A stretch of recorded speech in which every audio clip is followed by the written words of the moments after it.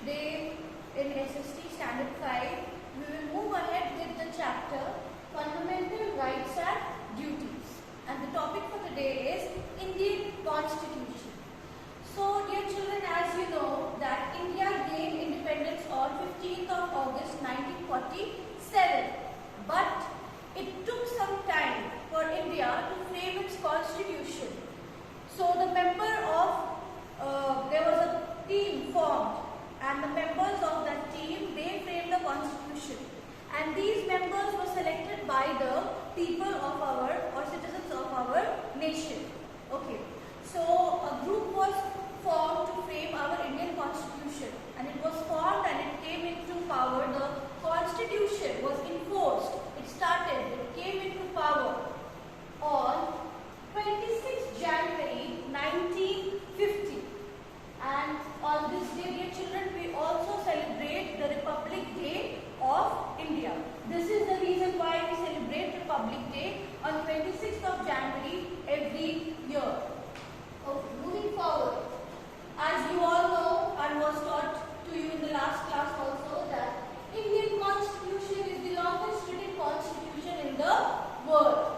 That means that no other constitution in the world, written constitution, is as vast, as big as the Indian Constitution. It is the biggest written constitution in the world. Next. Okay.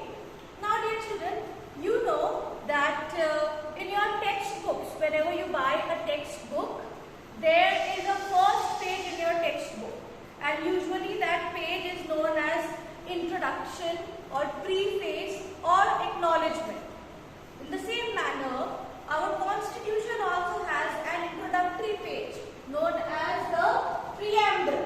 The preamble is the introductory statement of our constitution. Introductory statement means that it gives you an idea that what this constitution is about. What are the topics that this constitution covers? What is the area and the boundary of this constitution? Okay. And our preamble, the introductory page of the constitution, okay, that page gives importance to a few words that you need to know.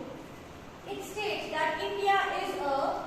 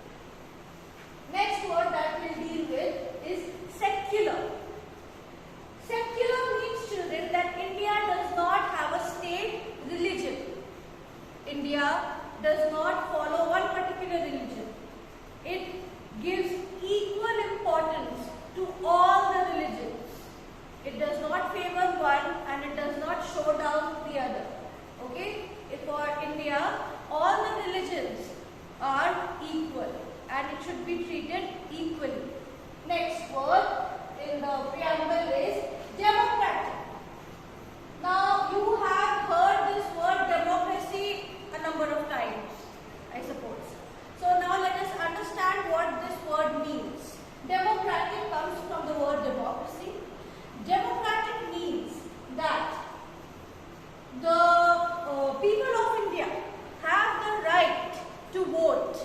They select their own representatives, and here each one has got the right to cast one vote to elect their own representative.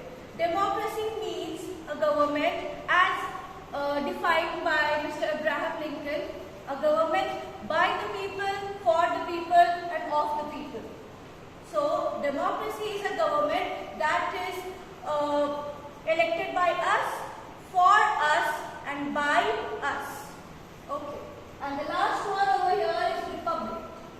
The word republic means that whatever government we elect, whatever form of government, whether be it state government or the central government, every government has a fixed term, a fixed tenure, and after that re-elections take place. In a republic form of government, it's not like that one party will rule or will handle the administration forever. There is a fixed term after which re-election will take place. So this was the lesson for today. Thank you, children.